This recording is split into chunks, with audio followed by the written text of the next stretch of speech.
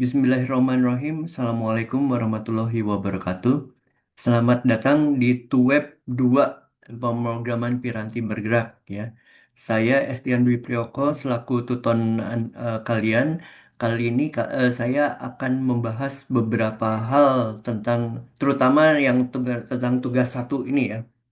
Jadi tentang tugas satu dan lebih utamanya lagi adalah tentang kuliah ini dulu terlebih dahulu. Sebelumnya, selamat datang kepada Bu Hairunisa ya. Eh, Terima kasih atas kedatangannya. Semoga ini akan menjadi eh, manfaat buat kalian yang eh, menghadirinya. Dan apabila kalian ada yang berhalangan untuk mengikuti web ini, dapat mengikuti rekamannya karena yang wajib adalah mengikuti menyaksikan rekamannya, bukan menyaksikan secara langsung. Karena saya tahu ini adalah hari Minggu dan ada yang sedang beribadah. Saya mohon maaf ya, cuman eh, karena saya hanya sempat waktunya hari ini saja gitu. Baik, izin saya share screen dulu.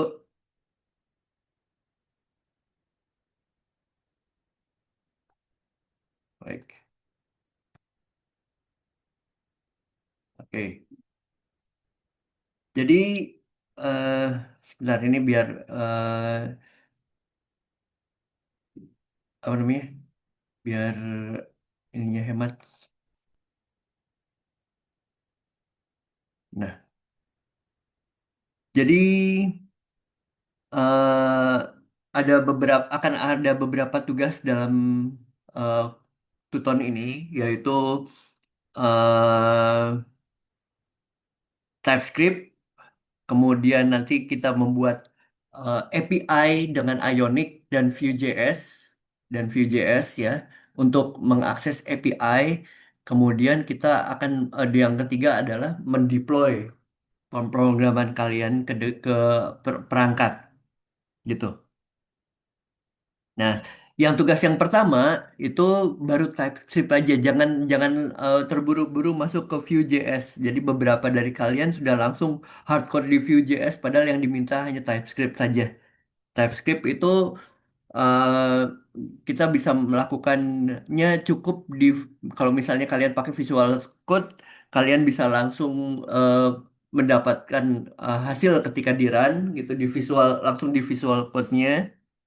Kalau dan bisa juga lewat apa namanya aplikasi yang online. Itu juga bisa dimungkinkan kalian melakukan itu pakai simulatornya TypeScript ada itu di beberapa dari kalian pakai simulatornya TypeScript betul. Saya benarkan boleh. Jadi tugas pertama TypeScript aja dulu, jangan jangan di Vue.js karena soal 1, 2, 3 itu masih TypeScript dan itu baru pemrograman dasarnya. Jadi perkenalan kalian pemrograman dasar di TypeScript dulu. Kenapa kita menggunakan pemrograman hybrid menggunakan TypeScript, Vue.js, dan Ionic?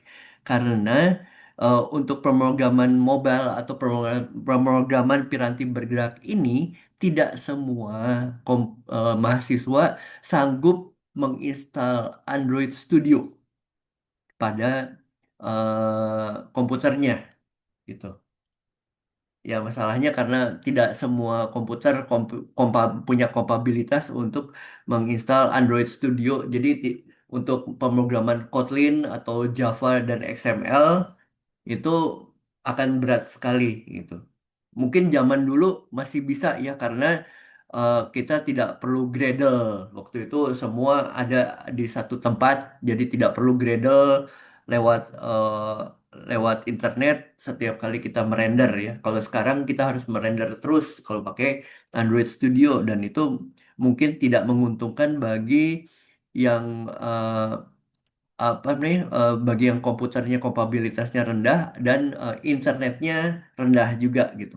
Apabila kalian ada kesulitan untuk eh, melakukan praktikum ya atau tugas-tugas, kalian bisa menghubungi cabang-cabang eh, apa nih cabang-cabang UT terdekat ya di kota kalian gitu. Kalian boleh saya perbolehkan untuk mengerjakan eh, apa namanya bersama berkelompok tugas-tugas tersebut boleh, tapi mengumpulkannya sendiri-sendiri dan menulisnya sendiri-sendiri. Nah, gitu. Oke, itu tadi saya sudah menerangkan tentang kenapa kita pakai pemrograman hybrid bukan pemrograman natif ya seperti Android Studio ya karena ya itu agar untuk keadilan sosial saja ya sebenarnya agar semua bisa eh, belajar itu dengan eh, komputer yang minimal itu sebenarnya. Dan untuk pemrograman hibrid ini juga bisa dikembangkan sebenarnya tidak hanya untuk pemrograman piranti bergerak saja ya, tapi bisa untuk pemrograman web, bisa pemrograman desktop sekaligus karena ini hybrid gitu. Jadi mungkin nanti kalian bisa mempelajari tentang Ionic dan Vue.js ini eh, secara lanjut dan sebenarnya Ionic itu juga bisa menggunakan React Native juga bisa gitu. Tapi eh, mudahnya kita karena kita mengejar kapabilitas rendah ya komputer dengan daya minimal maka kita menggunakan Vue.js gitu. Kalau React Native mungkin eh, harus pakai yang agak tinggi sedikit ya tapi sebenarnya sama-sama aja gitu nggak terlalu banyak berbeda gitu. Makanya kita mengejar apa kompabilitas minimal agar semua bisa tercapai begitu. Oke. Ini tugas satu, tugas dua, tugas tiga ini adalah wajib ya harus kalian kerjakan dalam dalam tuton ini karena em, ini adalah masalah nilai gitu, nilai. Kalau tidak dikerjakan maka otomatis ini udah E gitu. Itu wajib, itu syarat untuk menempuh ujian akhir. Jadi tugas satu, tugas dua, tugas tiga itu syarat untuk menempuh ujian akhir. Dan ujian akhir wajib diikuti, iya gitu. Tapi kalau misalnya tugas satu, tugas dua, tiga, tiga tidak dikerjakan percuma gitu. Dan untuk mengerjakan tugas satu, tugas dua, tugas tiga, kalian harus membaca lebih dahulu materi inisiasinya gitu. Materi inisiasinya kemudian ada forum diskusi yang disediakan. Silahkan bertanya yang relate ya, yang berhubungan dengan tugas apa materi inisiasi dan tugas gitu. Kalau misalnya eh, dan saya bisa mendetek gitu. Saya bisa bisa mendetek eh, nanti yang mengerjakan tugasnya benar siapa? Dari mana? Dari kegiatan diskusi. Gitu. Kalau misalnya dalam kegiatan diskusinya asal, ya saya juga bisa lihat nanti di tugasnya juga eh, nggak jauh dari itu gitu. Dan saya tidak melarang kalian untuk mencari bantuan dari ChatGPT atau artificial intelligence yang online ya, yang em, generatif AI saya perbolehkan, tapi jangan di cut and paste, jangan copy paste saja, tapi ketik ulang dengan bahasa kalian sendiri. Saya bisa dengan mudah mendetek itu ya. Kalau hasil copy paste itu udah jelas bentuknya sama semua dengan hasil ChatGPT itu nggak mudah sekali dan dengan bentuk DeepSeek juga saya tahu bentuknya seperti apa gitu. Boleh kalian dibantu itu, tapi lebih lebih baik lagi kalau kalian mengetik ulang sendiri. Jadi ada ciri khasnya DeepSeek dan ChatGPT itu formatnya akan seperti itu, ya. Ta- Saya saya dengan tegas bilang dari sekarang jangan copy paste dari generatif AI. Itu tidak akan mencerdaskan kalian. Jadi jangan copy paste dari generatif AI seperti ChatGPT dan DeepSeek. Itu tidak akan mencerdaskan kalian. Kalau membantu oke, tapi kalian harus coba lagi gitu. Di dalam tugas satu juga ada yang menyertakan video, tolong disimpan dalam YouTube ya, jangan di Google Drive gitu. Lebih mudah saya mengaksesnya dalam YouTube lebih mudah. Sebenarnya untuk merekam tugas dalam bentuk video itu sebenarnya tidak terlalu wajib ya, tapi yang wajib adalah kalian mengerjakan tugas coding itu di kalian screenshot ya, misalnya eh, di tempat coding kalian itu kalian screenshot, kemudian eh, kalian simpan di PDF. Kemudian hasilnya juga hasil run juga dalam bentuk screenshot kalian simpan di PDF. Yang wajib itu adalah screenshot dari coding program dan screenshot dari hasil run. Itu yang wajib sebenarnya. Kalau mau pakai video boleh. Saya terserah, tapi pakai YouTube ya.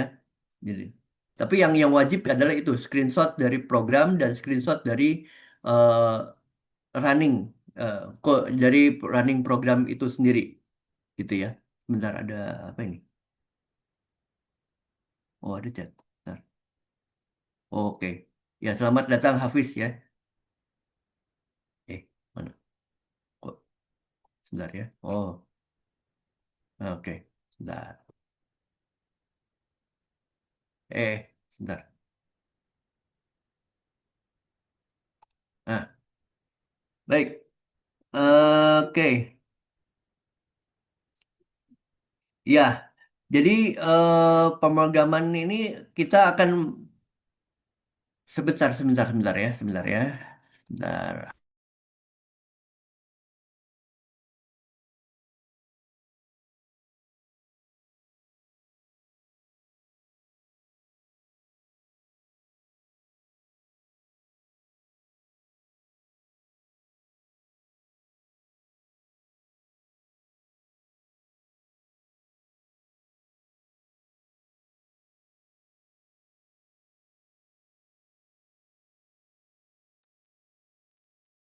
Mohon maaf tadi ada gangguan sedikit. Jadi, oke. Em, jadi utamanya di sini kita akan kalau biasanya kita menggunakan Android Studio, front end-nya menggunakan XML, kemudian back end-nya menggunakan Java atau Kotlin. Nah, kalau di eh, pemrograman piranti bergerak yang hybrid ini, front end-nya menggunakan Vue, ya. Nah, Vue dan dibantu oleh TypeScript ya. Awalnya kita pakai TypeScript dulu, kemudian TypeScript-nya nanti bisa dirender ke Vue. Cara kerjanya seperti itu. Kemudian untuk back-end-nya back-end-nya kita pakai Ionic Framework gitu. Untuk semua depannya layout, themes dan segala macamnya pakai Ionic, pakai frameworknya Ionic.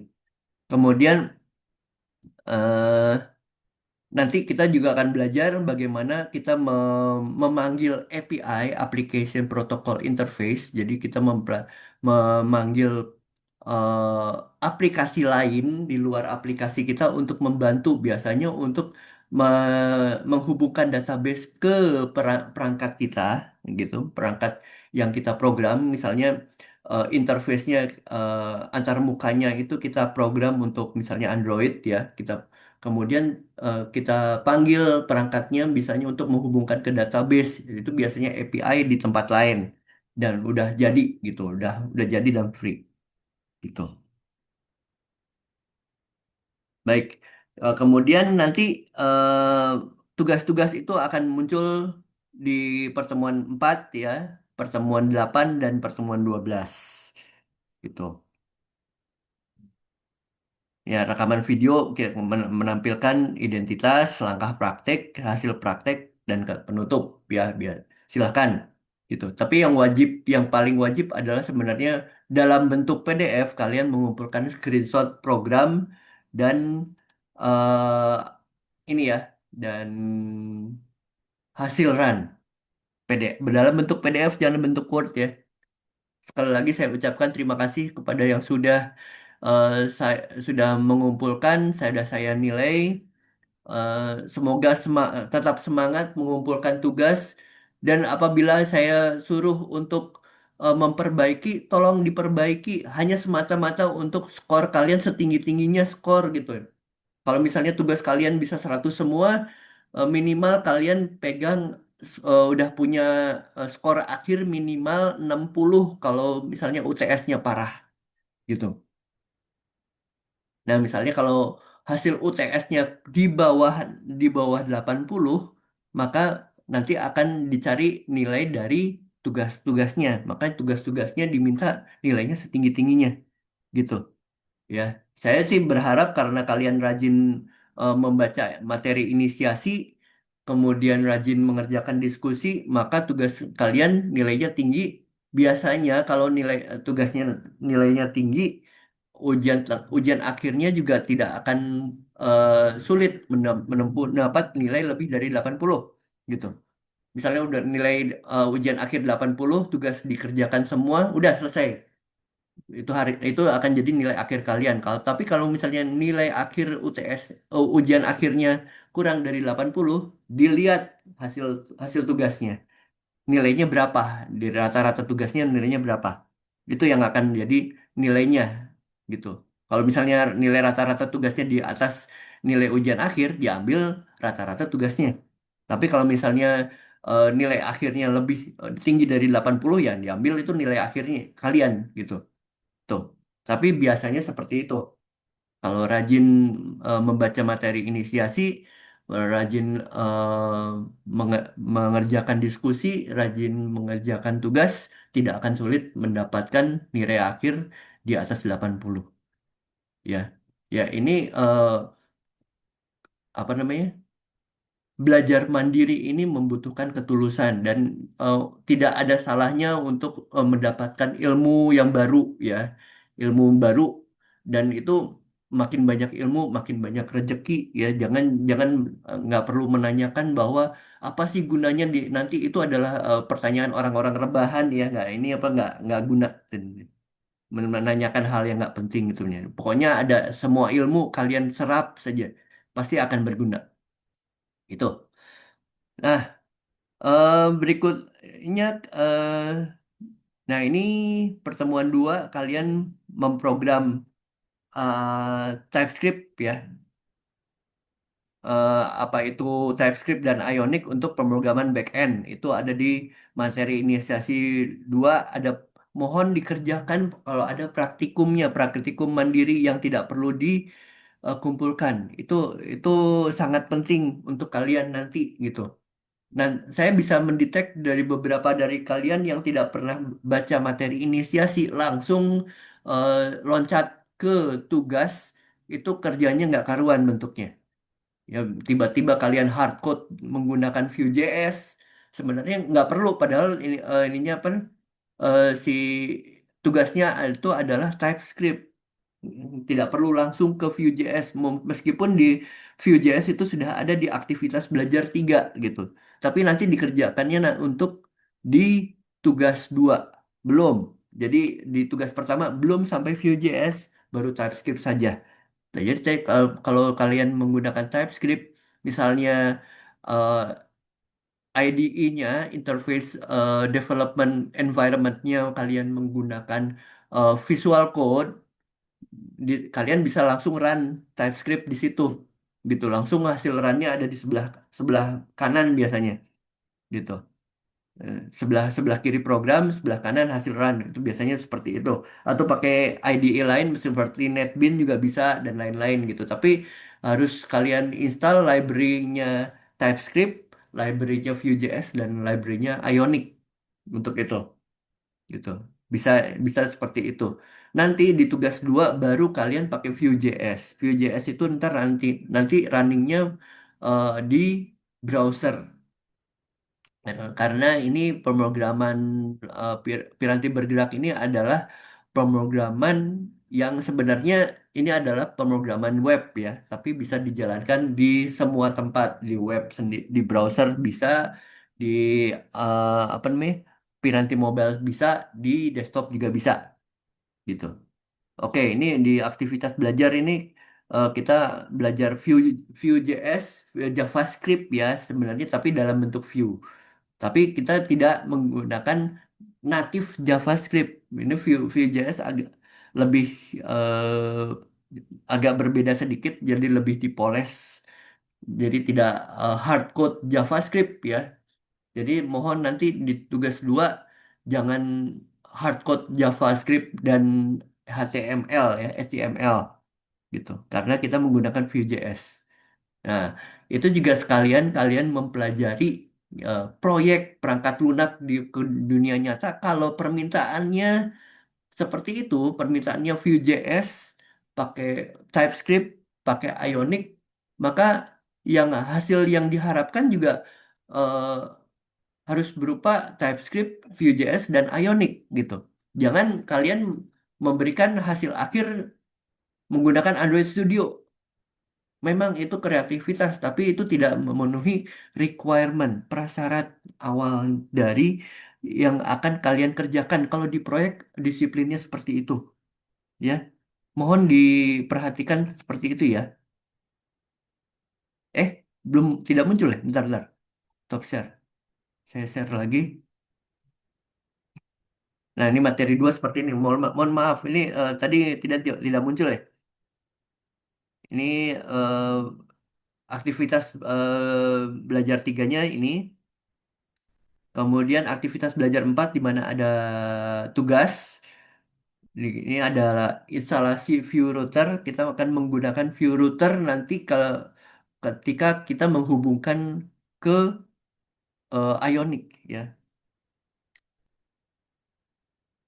Nah ini, jadi tolong materi inisiasinya dibaca dan dikerjakan kalau ada praktek yang nggak perlu dikumpulkan, itu akan memudahkan kalian untuk membuat tugas gitu.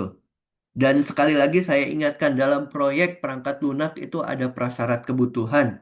Prasyarat kebutuhannya kalau misalnya dari awal ditunjuk harus TypeScript, Ionic, dan TypeScript, Vue.js, dan Ionic, maka hasil akhirnya juga harus TypeScript, Vue.js, dan Ionic.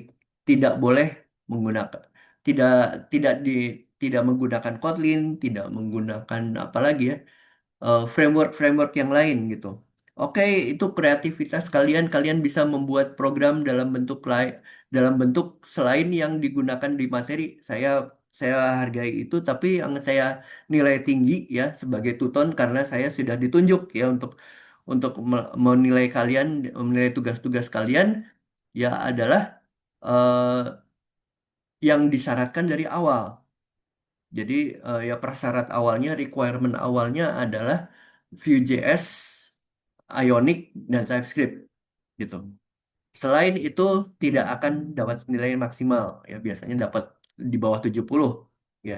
Memang jalan gitu, memang programnya bisa jalan tapi eh,